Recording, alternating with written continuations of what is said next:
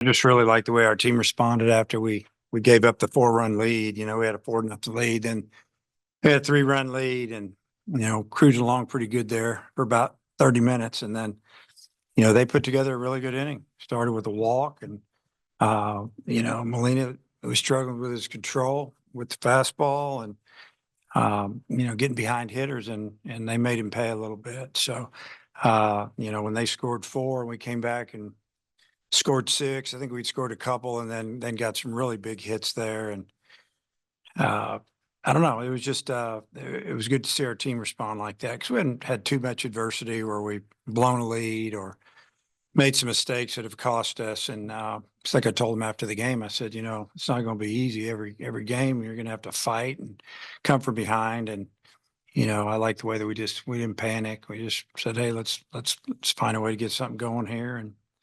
And they did it. And it was great that, Gage came in, settled in a little bit, throwing a lot of strikes, walk anybody, and,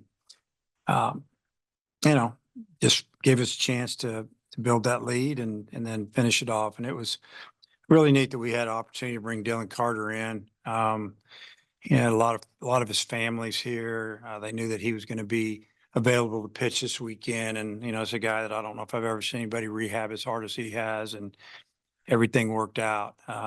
He's throwing the ball. Every bit as hard as he did last year, maybe even a little bit harder. And he'll end up being a big part of our bullpen if he can continue to build off what we've seen over the last couple of weeks when he's been throwing to live hitters and then now in a game. And just wanted him to get that under his belt and all that emotion. And now, getting ready to maybe come in a leverage type situation. But it was a good weekend for us. Obviously, won them all. Played fairly well, pitched fairly well, but not great. But we got some pitchers that know how to get out of jams, and they held them down this weekend. You had 13 two-out runs today. You had 23 for the weekend. What was the key? Just a lot of clutch hits, and I made that comment last night. I didn't want to talk to the team too long after the games yesterday because we've been here for 10 plus hours, so just kind of talked real quick. I knew they were going to talk with their position coaches, and we needed to get out of here and get ready for today. But, that's what I mentioned yesterday, that we got a lot of big hits. And then today, same thing, that I don't know. Concentration level, you got to be good, a little bit lucky, but we got big hits with 2 outs and kept adding to leads. And started in game 1 yesterday with a couple of singles that scored the first 2 runs, I think, of the game for us, and what looked like was going to be a pitcher's duel, and that's what it ended up being. So you know how that goes. It kind of comes and goes, but it's really good to see it, because, we hadn't had that a whole lot this year. We'd won some games, but you think about that 14-inning game against Oklahoma State, we had runner after runner after runner on base, and we could not buy a hit. And, so sometimes it evens up a little bit.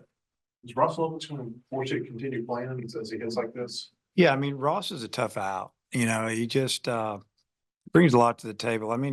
He's going to get his time, that's for sure. And whether we platoon there or however we handle it, I think, I know what Ross can do. And I was really good to see Wilmsmeyer have a good day, because he's, like I said, he's our best defender in center. We've been struggling at the plate a little bit. And I think when he got that 2-strike, 2-out hit that gave us the lead, I think that was really big for his confidence. And then obviously we scored more after that. And then he had a good day. He had a good day for us.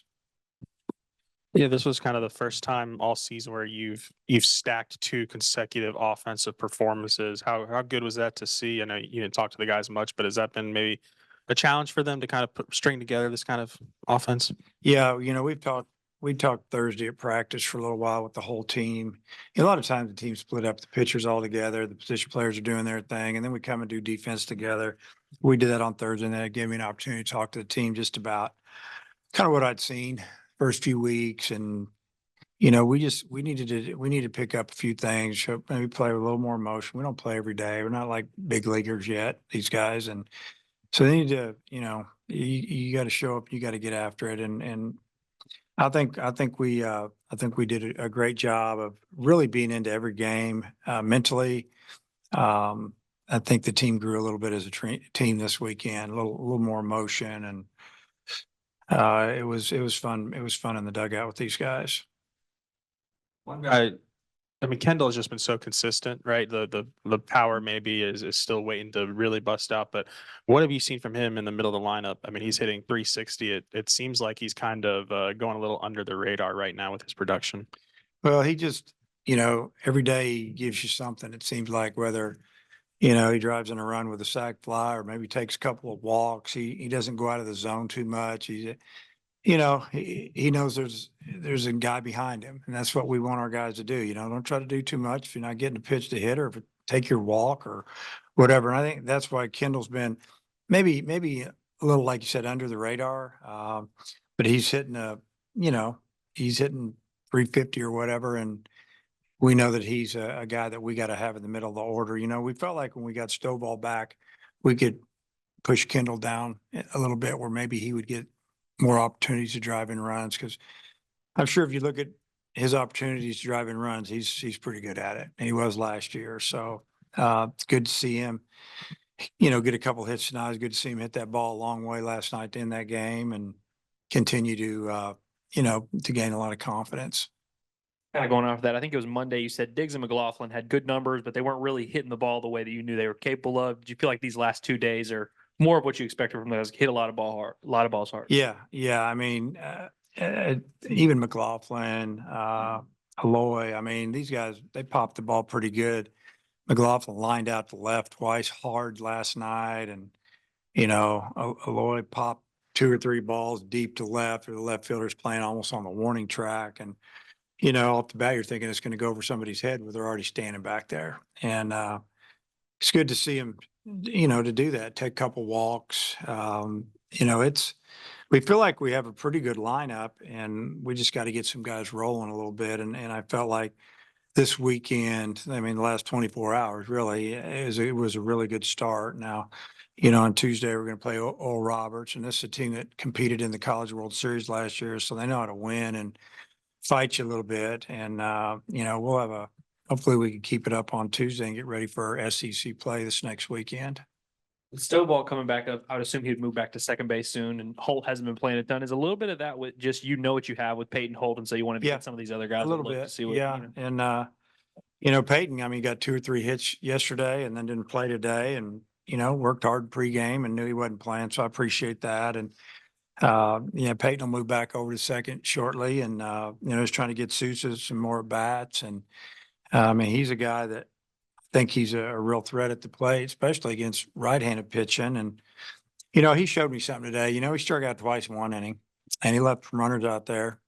And his next 2 at bats, he wasn't up there chasing hits and going out of the zone. And I'm pretty sure he walked the next 2 at bats. And I really like that. It just shows that a little maturity there at the plate. So it's something that he can build off of. But he's swung the bat well. I want to continue to get him in the lineup, and we're going to just try to get the guys in the lineup that could swing the bat, athletic. And he's one of those guys. I mean, he can steal a base or score from first on a double, and and slow you down out there. And I mean, we'll find him a spot if he hits. Speaking of that, you had, I believe, 4 lefties in the top 5 of the lineup, and they had a lefty on the mound. Did you like that matchup, or was it just matchup dependent? Like, just. Yeah. So we look at matchup stuff all the time. He's only faced 8 left-handed hitters all spring. I think it was mostly against Texas A&M, and they were 4 for 8 on him. And the right-handed hitters were only hitting about 150 against him. So I just thought, I'm going to play these guys. Let's try to get him out of the game, and let's see if those splits are, correct. But I thought our lefties did a pretty good job against him. It took a little bit, but then they got on him. They got the pitch count up and got him out of the game. So I wanted to hit the lefties against lefties, because left-handed hitters kind of got to, especially the young ones, they got to kind of show you that they can hit lefties. So you guys had 26 men reach base. 10 of them, which were walks. And I remember you were talking about how maturity at the plate. Just tell me about how the discipline at the plate has increased for the guys. Because I remember you said a couple weeks ago that you guys are walking more than striking out. Yeah, we've done a really good job of staying in the zone. This team early in the season may be better than most that we've had here. Guys are more patient, not chasing what, so we call it chasing hits when you're struggling, because we've had some good players that aren't hitting right now. And they're not going out of the zone right now. They just got to let it happen a little bit. So you think about today's game, yeah, we got our hits, but they set up the big innings for us with walks. And our guys did that, let the next guy get the job done, get hit by a pitch, and advance runners, make contact, drive in a run. I mean, Lovich got behind in that last at bat and hit it off the end of the bat. Guy threw him 5 changeups in a row. He got an RBI. I mean, I know the game was pretty much in hand, but still, that's what you do. You got to force them to get you out by throwing it over the plate. I think we've done a great job with it. It's just, do you sense an emotional boost with Stovall back in the lineup, just with the entire team? Well, I think yeah, I would say yes. You got an older guy that was hurt last year after having a good freshman year, played on a team, went to the World Series, played a position that he didn't ever play before. He was our first baseman as a freshman on a team that was really good, and came back. Had a great fall his sophomore year, and you're thinking, wow, this guy can really play second. And then, shoulder's bugging him a little bit, tries to play, and, then he's done. He has surgery, rehab super hard, got a lot stronger. You can see the ball jumping off his bat better than ever, and swings really pretty, got a pretty swing. And, the defensive thing for me is that, brings a lot more experience in the middle, turning double plays, everything, knowing where to be. It's I would say it's a big boost for our team mentally and physically on the field. I mean, it's a veteran guy that can swing the bat, that can play defense, and it makes our lineup longer and better. So before Peyton Stovall played this week and before Dylan Carter came back, you spoke confidently about what you had seen from them in the live settings. Is how you describe for us maybe what that looks like and what they had done before Yeah. we saw them in a game. Well, Dylan, the last few weeks has thrown to live hitters on like Thursdays, inside, maybe one outside, maybe 3 times. So we're kind of like, wow, that's good enough to go. Is he good? And once he got released to go, he said, I'm ready to go. Well, let's, what I see him throw is kind of what you saw today, 92, 94 with the fastball, 83, 84 slider. I don't think he threw a slider this hard before. And I could probably count on one hand how many 94-mile-an-hour fastballs he threw last year. He's mostly 92, 93, maybe 90. Who knows when he was slowly getting hurt and when it was taken away from that. And then incredible rehab all summer here in fall, and wanted to get back this year, and he did it. And then Stovall, pretty much had live at bats on Thursday, and I think he got 4 or 5 at bats. And I know 3 times, we have our track man set up in there, and he crushed it. He probably had 2 doubles and a homer, and the homer was Oppo. I think it went like 380. And the guys that were throwing good. They were throwing the ball 92, 93, one left, one right. And then one that wasn't throwing quite so hard, just kind of breaking ball changeup guy. And, we're like, well, he's ready to play. And so it was totally up to him on his foot. And the doctor said, hey, you can DH him. And then really after yesterday, they told me I probably could have played him in the field today, but I don't think he was quite ready to play in the field today. He's still limping around a little bit. We're hoping he can play in the field on Tuesday. How do you assess how Mason pitched today? I would say Mason did not command his fastball at all. Everything was up, but he's hard to hit when he's up, but he's got to be in the zone.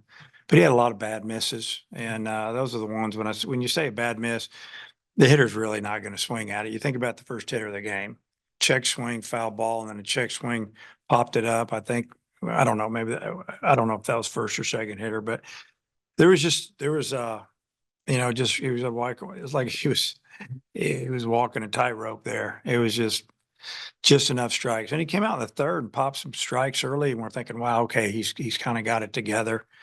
But he just didn't have the command he normally has. But, he did a good job of fighting him. Gave us 4 innings. But they finally got a couple big hits on him on changeups that he left up. And then with Gage, it didn't go well for him. They're the first few hitters, but he ends up throwing somewhere around 70-something% of his pitches for strikes. Yeah. They So- went out of the zone a lot. If you notice, they chased it because his fastball's got carry on. It looks good out of the hand, where they were just guessing and they were just going all out. And yeah, I mean, he's hard to hit. And I don't know. I know that next week, I feel like he'll be a lot better.